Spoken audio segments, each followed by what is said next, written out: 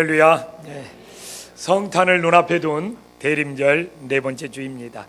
지난주 중국 베이징의 스모그 재앙 때문에 우리나라까지 그 스모그 재앙이 미칠까봐 굉장히 두려워했습니다. 그러나 다행히도 바람의 방향이 정말 한국 쪽으로 불지 않아서 큰 피해는 없었습니다.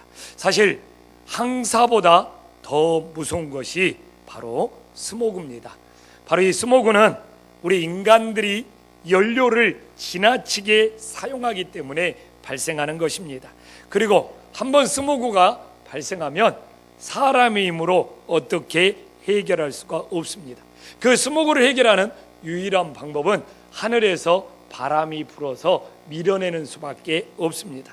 저는 이 스모그 현상을 보면서 인간의 죄악과 왜 이렇게 비슷할까 이런 생각을 해보게 되었습니다. 스모그가 사람이 사용하는 연료로 만들어내는 것처럼 죄악들도 인간이 범함으로 생겨나는 것들이 죄악입니다. 또한 스모그를 사람의 힘으로 어떻게 할 수 없는 것처럼 인간의 죄악도 인간 스스로 해결하여 구원받을 수가 없는 겁니다. 또한 스모그를 하늘의 바람이 밀어내야 하는 것처럼 인간의 죄악도 하늘에 계신 하나님이 구원을 해 주셔야 한다는 것이 왜 이렇게 유사하고 비슷한지요.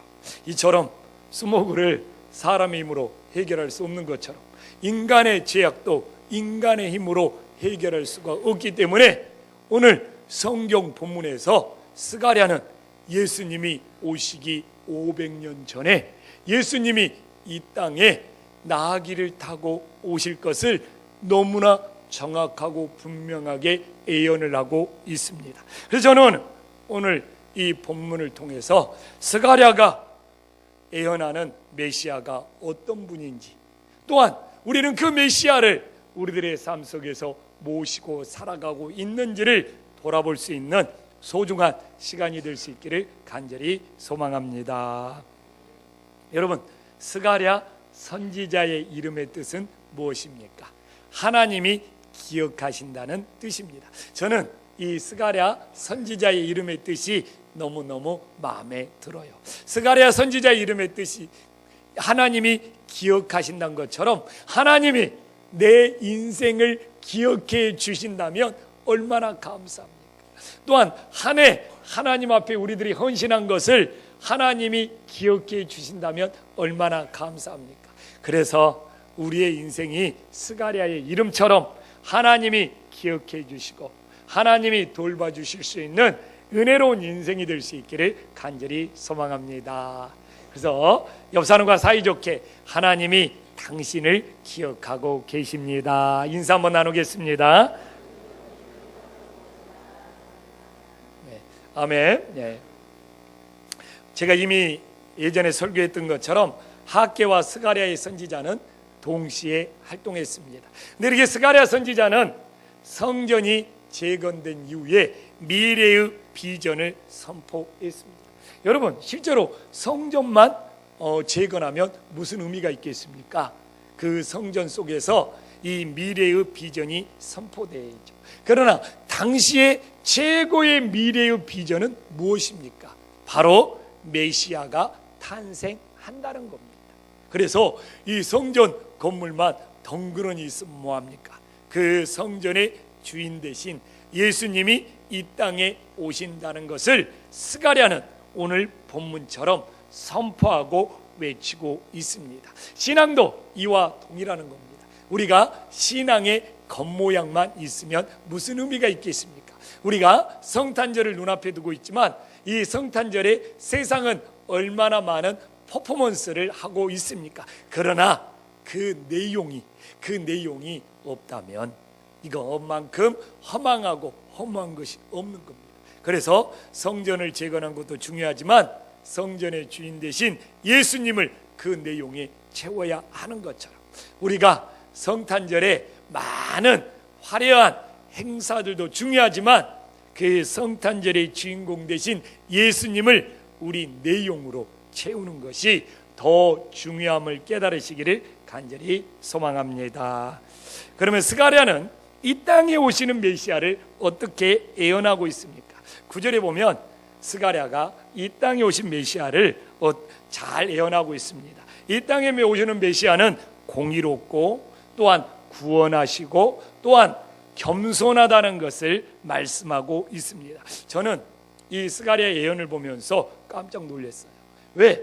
이 땅에 오신 메시아는 성자 예수님이지 않습니까? 자, 그럼 우리가 묵상을 해보겠습니다.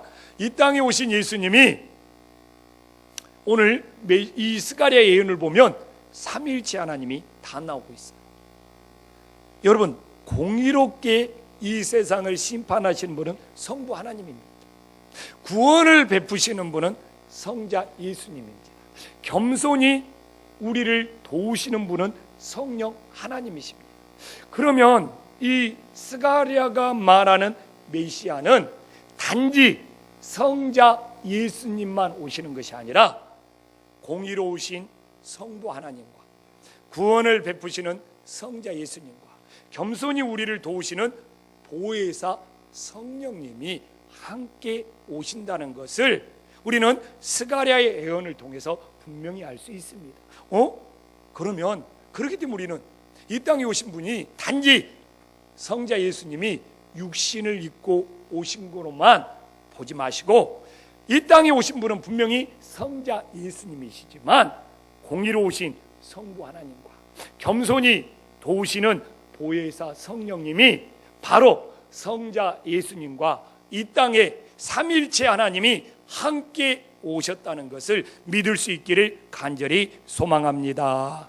그래서 메시아는 단지 성자 예수님 한 분이 아니라 성부 하나님, 성령, 보혜사 하나님까지 성자 예수님을 통하여 이 땅에 메시아로 함께 오신 것이 진정한 성탄의 의미인 줄 깨달으시기를 간절히 소망합니다. 그런데 바로 이 삼위일체 하나님, 삼위일체 하나님은 서로에게 속하였고 서로 연합되어서 하나님의 사역을 감당하십니다. 성부 예수님은 철저하게 성부 하나님께 순종하십니다. 성부 하나님은 하나님의 영인 보혜사 성령님을 통하여 철저하게 자신의 일을 이루어 가십니다. 성령 하나님은 오직 성자 예수님을 증거하는 영이요 성자 예수님께로 인도하는 영임을 고백하고 있습니다. 이처럼 삼위일체 하나님은 서로에게 속하였고 서로에게 연합되어서 이 땅에서 하나님의 뜻을 이루어 갑니다. 그 누구도 성자 하나님이 자기의 뜻대로, 성부 하나님이 자기가 모든 것을, 성령 하나님이 자기의 하고 싶은 대로 하지가 않습니다. 성자 하나님은 성부 하나님을 통해서, 성부 하나님은 성령 하나님을 통해서, 성령 하나님은 성자 예수님을 통하여 아름다운 연합의 사역을 하고 계신 것입니다. 그렇기 때문에 우리도 삼위일체 하나님께서 이처럼 연합의 본을 보이셨던 것처럼 우리의 사역도 모든 성도가 서로 연합하여 서로 합심하여 하나님의 뜻을 이루어가는 것이 진정한 하나님의 공동체가 됨을 믿으시기를 간절히 소망합니다. 그러면 이제 메시아가 오셔서 어떤 사역을 하셨습니까? 10절에 보면 메시아가 이 땅에 오셔서 하신 사역이 너무나 분명하게 나오고 있습니다. 메시아의 사역은 첫 번째로 화평을 전하는 사역이었습니다. 그럼 우리 많은 사람들이 화평을 전하는 사역이다 그러면 화평을 가지고 많은 이야기들을 합니다. 그러나 우리는 그 화평에 대해서 많은 이야기를 할 수 있지만 지금 스가랴 9장 10절에서 스가랴가 말하는 화평이 무엇인지를 먼저 관찰해야 합니다.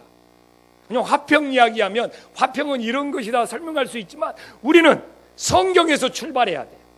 바로 이 성경 본문에서 성경에는 화평이라는 이야기가 많이 나와 있습니다. 그러나 스가랴가 오늘 본문을 통해서 말하는 화평은 무엇인지 여기서 시작해야 합니다.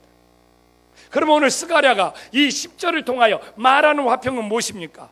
내가 에브라임의 병거와 예루살렘의 말을 끊겠고 전쟁하는 할도 끊으리니. 아멘. 자, 봅시다. 상대방을 공격하는 무기를 끊어야 한다는 거 맞잖아요. 상대방을 괴롭히는 것을 끊어야 한다는 겁니다. 상대방을 해할 수 있는 것을 끊어야지 어떻게 돼요? 화평을 전하는 것이 된다는 겁니다. 우리가 상대방을 해롭게 하고 상대방을 공격할 수 있는 것을 끊지 않고는 화평이 이루어질 수가 없는 것입니다. 우리가 말로 상대방을 얼마나 공격을 많이 합니까? 그리고 지나간 이야기를 가지고 계속 상대방을 얼마나 힘들게 합니까? 이걸 끊어야지 내 배우자와 내 아내와 화평할 수가 있는 겁니다. 내 이 표정이 상대방을 공격할 수 있어요. 내 이 액션이 상대방을 힘들게 할 수 있어요. 오늘 말대로 상대방을 괴롭힐 수 있고 상대방을 공격할 수 있는 걸 끊어야지 내가 상대방과 화평하겠다고 화평을 전하는 것이 되는 겁니다. 내가 우리 아내하고 살면서 끊임없이 말로, 표정으로, 행동으로 공격하면서 우리 아내에게 내가 어떻게 화평을 전하는 사람이 될 수 있겠습니까? 이처럼 스가랴는 상대방을 해할 수 있는, 상대방을 괴롭힐 수 있는 것을 끊어내야지만이 그 사람에게 화평을 전할 수 있다는 것, 이것이 바로 메시아의 사역이라는 겁니다. 그래서 실제로 예수님은 이 마태복음 26장 53절에 보면 자기를 죽이려고 많은 사람들이 찾아왔습니다. 그럴 때 뭐라고 합니까? 하늘에서 12군단, 군대 갔다 온 사람 알겠지만 1군단, 2군단, 3군단 어마어마한 숫자입니다. 우리나라는 3군단까지 있습니다. 그런데 하늘에서 12군단도 되는 천사를 통해서 그들을 제압할 수 있었습니다.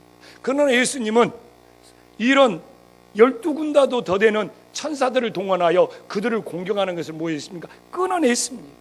그리고 십자가의 일을 가셨습니다. 그리고 십자가에서 죽으셨습니다. 그래서 자, 어떻게 된다고요? 십자가가 영원한 화평의 상징이 되는 겁니다.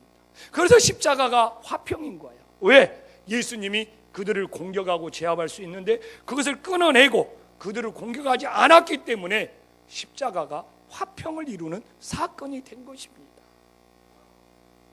그래서 예수님은 이제 팔복 중에 뭐라고 말합니까? 마태복음 5장 9절에 보면 예수님은 팔복 중에 하나님의 아들은 아무나 되는 것이 아닙니다. 우리가 마태복음 5장 9절을 한 목소리 읽어보겠습니다. 시작.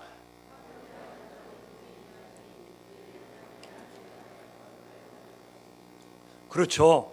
그래, 하나님의 아들 노릇으로 오면 어떻게 해야 됩니까? 상대방을 공격하는 것을 끊고 화평을 전해야지만이 내가 하나님의 아들 노릇을 하고 있는 거예요.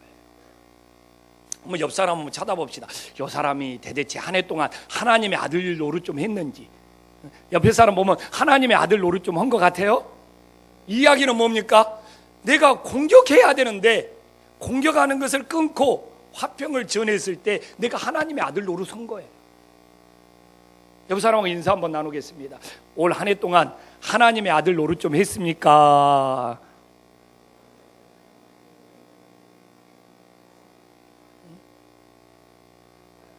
예수님을 따르는 것은 딴 거 아니에요. 가정에 돌아가서 내 배우자에게, 내 자녀들에게 공격할 수 있는데 공격하는 것을 끊고 하나님의 아들 노릇을 하는 거예요.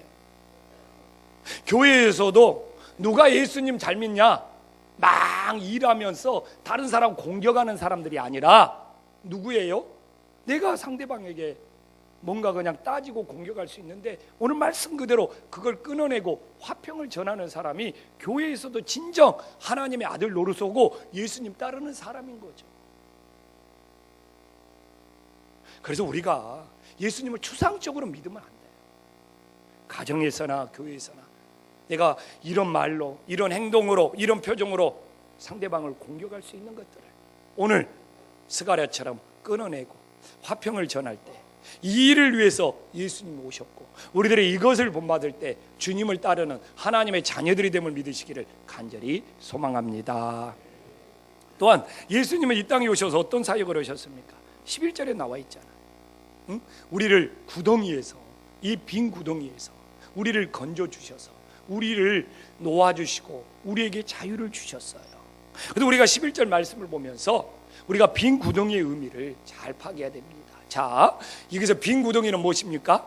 빈 구덩이는, 여러분, 당시의 빈 구덩이는 이 빈 구덩이에 빠지면 스스로 빠져나올 수가 없어요. 그래서 빈 구덩이에 빠졌다 그러면 죽는 방법만 세 가지가 있어요. 빈 구덩이에서 스스로 살아나온 사람은 아무도 없습니다. 에레미야도 이 빈 구덩이에 빠졌어요. 그래서 스스로 빠져나올 수가 없었어요. 그리고 나중에 거기에 밧줄을 내서 그 빈 구덩이에서 건져 주었어요. 그러면 빈 구덩이에서는 죽는 방법만 세 가지인데, 첫 번째 죽는 방법은 뭡니까? 빈 구덩이에서 시간이 흘러서 굶어서 죽는 거예요. 그래서 에레미야가 빈 구덩이에 있을 때, 그래도 저 사람이 하나님의 종이다 생각하는 사람이 빈 구덩이에 자꾸 먹을 것을 떨어뜨려 주었어요. 그러고 다행히 그걸 먹으면서 빈 구덩이에서 에레미야가 오랫동안 견딜 수 있었죠. 근데 이스라엘은 또 우기와 건기가 있어요. 건기 때는, 비가 안 올 때는 굶어서 죽겠죠. 근데 우기 때는 비가 내리면 빈 구덩이에서 익사해요. 뭐 헤엄쳐서 나오면 되겠지. 여러분, 진흙구덩이에서, 이 늪구덩이 같은 데서 헤엄칠 수가 있습니까? 막 비가 내릴 때 구덩이에 석들이 쏟아져서 거기서 익사해요. 세 번째는 뭡니까? 이 맹수들, 뭐 표범이나 이런 것들은 우리 인간하고 구조가 다르잖아요. 점프력이 뛰어나잖아요. 그래서 배고프면 빈 구덩이에 뭐가 빠져 있지 않나 해서 사람이 빠져 있으면 사람까지 들어가서 죽습니다. 그래서 맹수의 밥이 되는 거예요. 그래서 우리가 성경을 보면 창세기 37장 24절에 보면 요셉의 형들도 그러는 거예요. 요셉을 죽이고 싶은데 자기의 손에 피 묻히기 싫어 빈 구덩이에 던져놓는 거예요. 그러다가 얘들이 마음이 바뀌어서 요셉을 건져서 애굽의 노예로 팔았죠. 그러면서 뭐라고 합니까? 아버지한테는 채소옷을 찢어가지고 짐승의 피를 묻혀서 짐승의 밥이 되었다. 야곱은 믿을 수밖에 없는 거예요. 왜? 빈 구덩이에 빠지면 굶어 죽든 익사하든 짐승의 밥이 되기 때문에. 야곱은 자기 아들이 죽었다는 것으로 완전히 믿어버리는 거잖아요. 그렇습니다. 그래서 우리가 이 빈 구덩이에 갇힌 것이, 자, 우리들의 인생이에요. 우리들의 인생. 죄악의 구덩이에 갇혀서 우리 스스로 건진받을 수가 없는 거예요. 근데 죄악의 구덩이에 갇혀서 우리 스스로 건진받을 수 없는 우리들을 예수님께서 건져주셔서 구원하여 주시고 자유를 주시는 것이 이 땅에 오신 메시아의 사역이 됨을 깨달으시기를 간절히 소망합니다. 또 하나는 무엇입니까? 12절에 나와 있잖아요. 소망을 품은 자들을 돌아오게 하신다는 거예요. 하나님은 이 갇혀있는 자들 중에 소망을 품으면 어떻게 됩니까? 갑절로 회복시켜 주신다는 거예요. 그렇기 때문에, 자, 우리들이 갇혀있는 것이 절망이 아니에요. 뭡니까? 소망을 품지 못한 것이 우리 인생의 절망이 됨을 믿으시기를 간절히 축원합니다. 그래서 우리들이 갇힌 중에 소망을 품기 위해서는 어떻게 해야 됩니까? 갇혀있는 사람들 중에 소망을 품은 사람을 찾아보면 되죠. 그러면 창세기 17장 4절에 보면 바울과 실라가 감옥에 갇혀 있었어요. 근데 이렇게 이 사도행전 17장 4절에 바울과 실라가 감옥에 갇혀서 어떻게 했습니까? 옥중에서 갇혀있는 자기의 현실을 바라보는 것이 아니라 예수님을 바라보고 예수님께 소망을 품고 어떻게 했어요? 찬송과 기도를 올렸잖아요. 그래서 갇혀있는 중에 예수님을 바라보며 소망을 품고 찬송과 기도를 올리니까 어떻게 되었습니까? 옥문이 열렸어요. 옥문. 이런 은혜가 우리들에게도 임할 수 있기를 간절히 소망합니다. 참 올해 한 해 바라보면서 늘 한신교회도 갇혀있다는 느낌이 들어요. 막 어떤 분은 찾아와서 막 저한테 막 따져요. 왜 따질까? 왜 교회에 막 도살장 옆에 있는데 도살장에서 막 돼지 냄새가 나고 꿀꿀거리는데 교회가 해결을 안 하냐고 왜 저한테 와서 따지죠? 시청이나 딴 사람한테 가야 되는 거예요. 그래서 제가 그 말 듣고 제가 할 수 있는 이야기는 딱 하나밖에 없습니다. 그렇게 돼지 소리, 돼지 냄새가 들으면 저라도 앞으로 돼지고기를 안 먹겠습니다 라고 말을 하다가 그 말은 안 했죠. 그리고 뭐 옆에서 누구는 왜 고물상 옆에 교회를 지었냐? 내가 고물상 차린 것도 아닌데 별 이야기. 왜 이 교회는 들어오기가 이렇게 힘드냐 하면서 막 진짜 저한테 이 교회 찾아오기 힘들다, 들어오기 힘들다면서 저한테 막 와서 항의하고 따지고. 우리는 교회는 갇혀 있어요. 그렇다고 제가 소망을 품지 말아야 합니다. 저는 큰 소망을 품고 있습니다. 이 구석에 갇혀 있지만 우리 김포 한신교회가 선교와 구제의 큰 소망을 품고 있고, 이 지역사회를 복음화시킬 큰 소망을 품고 있고, 우리 교회가 아무리 갇혀 있지만 예수님을 바라보면 선교의 문이 열리고, 구원의 문이 열리고, 은혜의 문이 열림을 믿으시기를 간절히 축원합니다. 그래서 왜 이렇게 주변 환경이 어렵고 우리 한신교회 이 구석에 갇혀 있냐? 예수님 바라보고 예수님 안에서 소망 품으라고요. 그래서 우리 한신교 온 사람들은 어떻게 해요? 오늘 말씀 그대로 12절에 어떤 거? 갑절의 은혜가 임해요. 아멘. 예. 그래서 오늘 옆 사람하고 인사해요. 당신 꼭 갑절의 은혜 받고 돌아가세요. 예.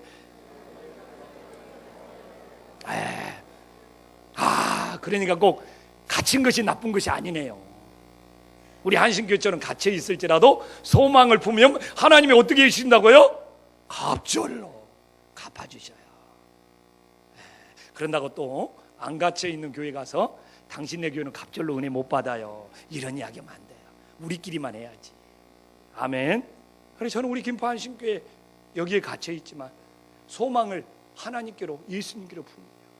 정말 선교를 통해, 구제를 통해, 복음 전파를 통해 갑절로 넘치는 은혜가 임함을 믿으시기를 간절히 소망합니다.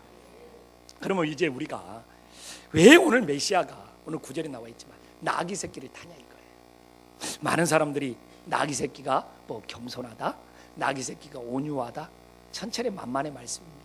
착각하지 마십시오. 왜 그렇게들 생각하죠? 나귀는 결코 겸손하거나 온유하지 않습니다. 나귀가 평화의 상징이다? 사람들에 갖다 붙인 거예요. 무슨 나귀가 평화의 상징입니까? 여러분, 겸손해도 예수님이 겸손한 거예요. 그래서 우리는 이 나귀를, 예수님이 나귀를 타셨다고 막 나귀는 뭐 겸손하고 나귀는 뭐 온유하고 나귀는 뭐 평화의 상징이다 갖다 둘러붙이는데, 이건 성경에서 말씀을 관찰하지 못하기 때문에 그러는 거예요. 여러분, 그래서 우리는 왜 메시아가 나귀를 타셨는지 진짜 성경적인 관점에서 살펴봐야 합니다. 자, 성경에서 나귀에 대해서 어떻게 말하는지 먼저 출애굽기 13장 12절에 보면 모든 짐승의 첫 새끼, 모든 사람의 첫 것을 바쳐라는 거예요. 그런데 모든 짐승, 모든 어떤 사람의 첫 것을 하나님이 받으신다고 했는데 출애굽기 13장 13절에 보면 충격적인 이야기가 나옵니다. 저도 이 출애굽기 13장 13절을 보면서 내가 지금까지 나귀에 대한 생각을 잘못했구나. 그래서 백과사전이나 세상에서 말하는 나귀가 어떻다는 걸 다 제껴놓고 하나님이 나귀에 대해서 어떻게 생각하고 있는지, 이것이 중요한 거잖아요. 성경이 나귀에 대해서 어떻게 말하고 있는지, 이것이 중요한 거잖아요. 자, 한 목소리 읽어보겠습니다. 시작.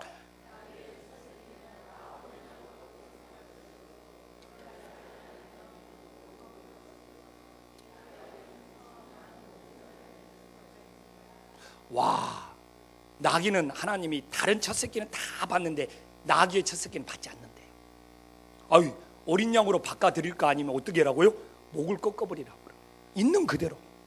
그럼 우리는 왜 다른 짐승의 첫 새끼는 다 받으면서 왜 하필이면 나귀의 첫 새끼만 받지 않는가? 또 예수님은 이렇게 하나님이 받지도 않는 나귀의 첫 새끼를 타고 예루살렘에 이 땅에 오신 메시아는 들어갔을까? 이렇게 성경에서 출발해야죠. 그러면 오늘 그걸 통해서 우리가 성탄을 맞이하는 자세로 연결시켜 보겠습니다. 제일 먼저 이거예요. 나귀의 첫 새끼가 우리들의 인간의 죄악된 모습과 오히려 너무너무 동일하다는 거예요. 이거에서 시작해야 돼. 나귀가 온유하다, 겸손하다, 평화의 상징이다가 아니라 이 나귀의 이 첫 새끼의 모습이 죄악된 인간의 모습과 너무 똑같다는 거예요. 자, 어떻게 똑같냐? 첫째는 목이 곧아서 불순종하는 이 인간을 오늘 봐보십시오. 목을 꺾는다. 나귀의 목만큼 뻣뻣하고 곧은 목이 없어요. 여러분, 나귀가 고집을 부리고 버티면 어떤 인간도 그 나귀의 목을 끌어당길 수가 없어요. 그만큼 나귀의 목은 곧고 뻣뻣합니다.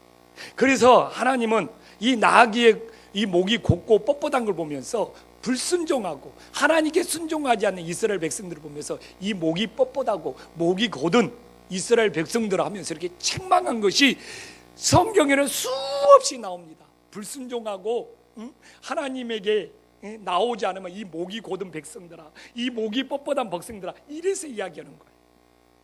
그러면 이 말씀이 너무, 그래서 하나님은 목이 곧아서 이 불순종하고 주인을 따르지 않는 이 나귀를 심판하고 판결하는 길은 목을 꺾는 것밖에 없다는 거예요. 그런데 예수님께서 목이 곧아서 불순종하는 이 나귀를 타고 예루살렘에 입성하셨다. 여기에 하나님의 이 메시아의 놀라운 은혜가 있는 줄 믿으시기를 간절히 축원합니다. 그래서 나귀 새끼를 타고 가시는 거 뭡니까? 나귀처럼 목이 곧아서 하나님께 불순종하는 이 나귀와 같은 우리 인간들을 위해서 예수님이 십자가를 지러 가신다는 거예요. 얼마나 은혜됩니까? 근데 거기다가 그냥 우리의 생각으로 뭐 나귀가 겸손하다 온유하다 이거 갖다 붙이고 있으니 왜 예수님이 나귀 새끼를 타고 예루살렘에 들어갔는지 그 의미를 몰라. 바로 이 나귀 새끼의 목이 뻣뻣한 것이 우리 인간의 불순종하고 교만한 우리 인간의 죄악들의 모습입니다. 그래서 나귀 새끼를 타고 가는 것은 이처럼 나귀 새끼처럼 이렇게 목이 곧고 불순종한 너희들을 위해 내가 십자가를 지고 간다. 얼마나 분명히 나타나는 거예요. 얼마나 분명히 나타나는 거예요. 얼마나 은혜가 돼요. 그래서 예수님이 나귀를 타신 이유는 정말 우리 각자가 나귀처럼 목이 곧아서 불순종하기 때문에. 봐라, 목이 곧은 나귀 새끼, 너희를 위해서 내가 십자가를 지러 간다. 얼마나 생생히 보여주고 있어요. 또 하나는 무엇입니까? 또 하나는 나귀는 한평생 무거운 짐을 짊어지고 살아가는 짐승입니다. 그것처럼 우리 인간도 나귀처럼 한평생 무거운 짐을 짊어지고 살아간다는 거예요. 맞잖아. 나귀는 자기 몸에 정말 몇 배의 무거운 짐을 짊어지고 살아나가요. 근데 우리 인생도 올 한 해를 지나봤지만 항상 인생의 무거운 짐을 짊어지고 살아가야 돼. 그래서 찬송가의 가사처럼 무거운 짐을 나 홀로 지고 견디다 못해 쓰러질 때, 이것이 무거운 짐을 지고 살아가는 우리 인생의 모습이에요. 근데 예수님께서 뭐라고 하랍니까? 이 나귀 새끼를 타려면서 수고하고 무거운 짐진 자들아 다 내게로 오라, 내가 너희를 쉬게 하리라. 여기서 쉬게 한다는 것은 무엇입니까? 안식을 누린다는 거예요. 그래서 오늘도 우리는 세상에서 진짜 나귀처럼 무거운 짐을 지고 살아갔어요. 저에게도 여러 가지 인생에 무거운 짐이 있어요. 그러나 오늘도 이렇게 예수님께로 나와서 나귀처럼 인생의 무거운 짐을 짊어지고 있던 걸 내려놓고 예수님을 통해서 우리들은 뭐예요? 안식을 누리는 거예요. 그래서 우리는 안식을 누리기 위해서 이 안식일 주의를 지키면서 세상의 모든 일을 멈추는 겁니다. 이걸 통해 보여주기 위해서 예수님이 무거운 짐을 지고 살아가는 나귀를 타고 오신 거예요. 그래서 너희의 무거운 짐을 예수님께 맡겨야지만이 너희들의 참된 안식을 누릴 수 있다. 얼마나 은혜예요. 그럼 우리는 맨날 나귀 보면서 나귀처럼 겸손해야 돼, 나귀처럼, 다 그건 아니에요. 그건 아니에요. 다 사람이 갖다 붙인 것이지. 그래서 성경에서 출발해야 된다니까. 또 하나 마지막 봐봅시다. 오늘 이 나귀 새끼를 뭐라고? 어린 양으로 대속이라고 그러잖아요. 바로 십자가의 사건이 부정하고 불결하고 죄인된 하나님이 나를 하나님이 받지 않으니까 내 대신 어린 양 대신 예수님을 통해서 내 죄를 대속해 준 거죠. 이거 똑같지 않습니까? 나귀 새끼 받지 않으니까 끝났다가 아니라 어린 양으로 대속이라는 거지 않습니까? 근데 십자가의 사건이 어린 양 대속의 사건이잖아요. 말씀이 있는 그대로 부정하고 불결하고 죄악 많은 하나님이 우리를 받으시지 않으니까 나귀처럼 어린 양 대신 예수 그리스도를 대속하라, 대신 바쳐서 너희들의 죄가 사함 받아라, 이야기 아닙니까? 야. 그래서 저도 성경을 제가 끊임없이 통독하잖아요. 그러다가 그동안 늘 그냥 지나갔던 출애굽기 13장 13절에 오늘 딱 멈췄어요. 왜? 이걸 보면서 예수님이 나귀 새끼 타신 생각이 딱 드러나더라고요. 그래서 내가 이렇게 성탄이 가까우면 이 말씀 한번 나눠야 되겠다. 딱 출애굽기 13장 13절에 오면서 탁 멈춘 거야. 와, 우리가 생각했던 나귀가 아니네. 진짜 그렇잖아요. 여기에 대속의 은혜가 있네. 하나님은 나귀를 받지 않으시네. 그래서 나귀 대신 어린 양을 받으셨네. 그러니까 하나님이 나귀 새끼를 타고 가면서 이 나귀 새끼를 받는 것이 아니라 어린 양 대신 내가 너희들을 위해서 대속해 준다. 이것만큼 분명하게 보여주는 것이 어디가 있습니까? 그래서 우리도 이 메시아가 누군지를 잘 몰라버리면, 이 땅에 오신 예수님을 잘 몰라버리면 이 혼란한 시대에 잘못된 신앙으로 갈 수 있는 거예요. 그래서 말씀을 묵상할 때도 성경에서 출발해야 되는 겁니다. 그래서 정말 성탄을 맞이하면서 우리가 들뜰 필요 없어요. 나귀 새끼예요.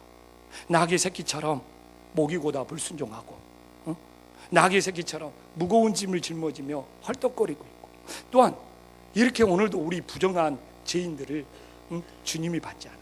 그러나 어린 양 대신 예수님께서 우리를 대속하시고 우리를 구덩이에서 건져주시고 우리를 구원하여 주신 그 은혜를 찬양하며 경배할 수 있기를 간절히 소망합니다. 기도하기